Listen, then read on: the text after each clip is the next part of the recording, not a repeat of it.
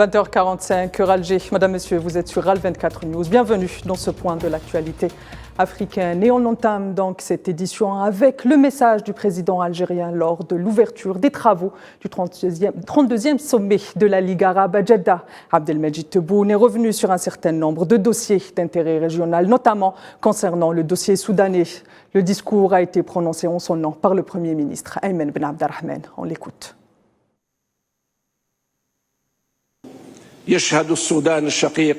Le Soudan frère assiste à une explosion de violence entre les enfants d'un même peuple. Nous avons accueilli l'accord cadre pour tourner la page de la période de transition. Suite à la détérioration rapide de la situation sécuritaire sous fond d'affrontements armés entre frères, l'Algérie a envoyé des lettres au secrétaire général des Nations Unies, au président actuel de l'Union africaine et au président des îles Comores, ainsi qu'au secrétaire exécutif du Comité pour le développement de l'IGAD, dans le but d'agir rapidement pour cesser l'effusion de sang et revenir sur le processus de paix pour la résolution du conflit au Soudan, loin de toute ingérence dans les affaires internes soudanaises. Dans le dossier soudanais, toujours plus d'un mois après le début du conflit entre l'armée du pays et les forces de soutien rapide, le chef du Conseil de souveraineté soudanais, Abdel Fattah al-Burhan, a publié ce vendredi un décret constitutionnel limogeant son vice-président Mohamed Hamdan Daglo, plus connu sous le nom de Hamiti. Les détails avec Imen Merat. Le général de corps d'armée Abdel Fattah al-Burhan a annoncé dans un communiqué officiel ce vendredi la destitution de son adjoint Mohamed Hamdan Daglo, dit Hamdeti, du poste de vice-président de la souveraineté de transition et la nomination de Malik Agar comme son successeur avec effet immédiat. Originaire du Nil Bleu, État frontalier de l'Éthiopie, Malik Agar, membre du Conseil de souveraineté et chef du mouvement populaire depuis 2021, a pris ses fonctions au sein du Conseil dans le cadre de l'accord de paix avec le pouvoir de Khartoum signé en octobre 2020. Le gouvernement du Nil Bleu, dirigé par une faction du mouvement populaire de libération du Soudan Nord, conduite par Malik Agar, avait auparavant exprimé son soutien à l'armée soudanaise dans son conflit contre les forces de soutien rapide. Au lendemain du coup de force du 25 octobre 2021, Malik Agar avait maintenu sa coalition avec l'armée soudanaise tout en critiquant les forces pour la liberté et le changement dirigées par Hamdok. Ce remaniement intervient après un mois d'affrontements armés entre l'armée soudanaise et les forces du soutien rapide. Les deux parties s'accusent mutuellement d'être à l'origine des hostilités après les tentatives de force de chacun des deux partis pour avoir le contrôle des centres et de commande dans le pays. Ce remaniement, qui a pour intention d'écarter Hamdeti du pouvoir, ne l'empêchera certainement pas de garder toute son influence sur ses troupes armées sur le terrain. Et en Mauritanie, les rencontres initiées il y a 2 jours par le président Mohamed Ould Cheikh Al-Ghazouani avec les principaux partis d'opposition se poursuivent après la proclamation des résultats des élections locales, régionales et législatives. Ces entretiens comprennent donc les chefs des 6 partis d'opposition. Les partis ou les leaders qui ont rencontré le président ont déclaré lui avoir fait part de leurs critiques et revendications liées aux récentes élections, ajoutant que ce dernier leur a assuré qu'il n'était pas arbitre entre les partis candidats et qu'ils ne pouvaient s'immiscer entre eux et que la décision finale appartenait à la commission électorale indépendante mauritanienne. Et au Maroc, les conditions d'incarcération du journaliste Toufir Bouchirine inquiètent sa famille qui tire la sonnette d'alarme. Incarcéré depuis 2018, le journaliste subirait des mauvais traitements de la part de l'administration pénitentiaire, a affirmé la famille qui s'inquiète par ailleurs de la détérioration de son état de santé et appelle la communauté internationale à intervenir en urgence. Le fondateur et éditorialiste du quotidien Akhbar al-Yawm souffre du diabète et n'a pas accès aux traitements nécessaires pour sa pathologie.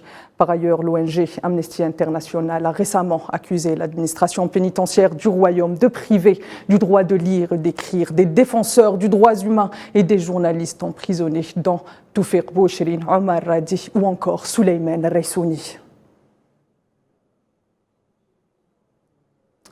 En Libye, le gouvernement de l'unité nationale a convenu avec l'envoyé des Nations Unies en Libye de former des équipes conjointes pour mettre en œuvre des programmes préliminaires en vue des prochaines élections dans le pays. Et ce, à la suite d'une rencontre au siège de la mission onusienne dans la capitale Tripoli, Sarah Al-Lela.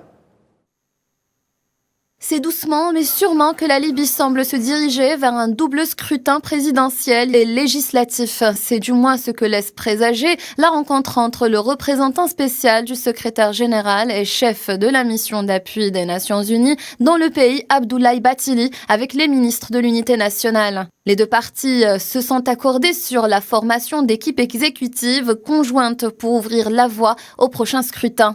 Réunis au siège de la mission à Tripoli, les deux parties ont exposé leurs visions respectives sur les élections avant de revenir à des sujets logistiques, notamment les moyens de soutenir la coopération entre le gouvernement de l'unité nationale et la MANUL, avec pour objectif la mise en œuvre d'un certain nombre de programmes qui contribueront au succès du processus électoral attendu avant la fin de 2023.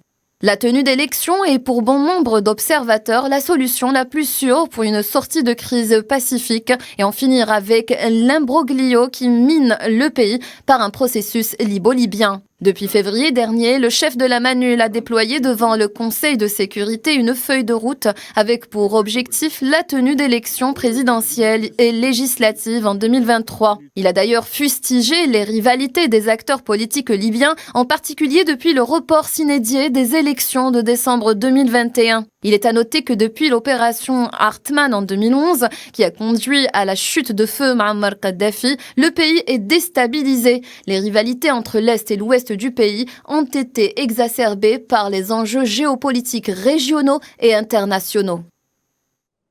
Et cette triste nouvelle qui nous arrive du Burkina Faso, une vingtaine de civils, dont des femmes et des enfants, ont été tués entre lundi et mercredi lors de 2 attaques de terroristes dans le centre-est du pays, ont indiqué ce vendredi les autorités sécuritaires burkinabées. Lors de ces 2 attaques, des maisons et des boutiques ont été incendiées par les terroristes qui ont aussi emporté du bétail avec eux.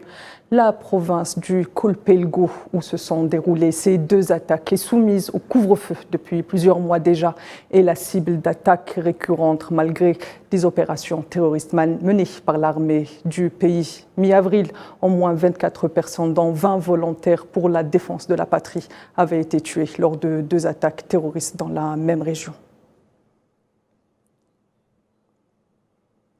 Au Burkina Faso, toujours, un médecin australien âgé de 88 ans a été libéré après 7 ans d'enlèvement par les groupes terroristes. Et dans un tout autre registre, diplomatie, la Russie vient de confirmer l'arrivée à Moscou de dirigeants africains dans le cadre d'une initiative pour la paix dans le cadre du conflit russo-ukrainien. Cette initiative a été annoncée par le président sud-africain Cyril Ramaphosa, affirmant que le président russe Vladimir Poutine et le président ukrainien Volodymyr Zelensky avaient tous les deux accepté de recevoir la mission de 6 membres. Les 6 membres, justement, qui composeront la délégation sont le président sud-africain Cyril Ramaphosa, le président de la République du Congo Denis Sassou Nguesso, le président de l'Égypte Abdel Fattah el-Sisi, le Sénégalais Macky Sall, le président de la Zambie Hakainde Hichilema, ainsi que le président ougandais Jeje Odongo. Pour le moment, la date exacte de la visite n'a pas été fixée. Et football, avant de clore cette édition avec la clôture ou la finale de la 14e édition de la CAN des moins de 17 ans. Une finale très attendue, inédite entre le Sénégal pour un quintuplé historique. Ça serait la première nation africaine à emporter 5 compétitions de la CAF. Pour le Maroc, ce sera peut-être le premier sacre continental dans cette catégorie d'âge. Un match qui se jouera donc ce soir ou dans moins d'1 heure au Nelson Mandela Stadium. Et juste avant le coup d'envoi, une cérémonie de clôture sera animée par 2 artistes algériens, Shamsou Feriklen et Cheb Bilal. Madame, Monsieur, c'est ainsi que s'achève ce 24 heures Afrique. Je vous donne rendez-vous demain. D'ici là, prenez soin de vous.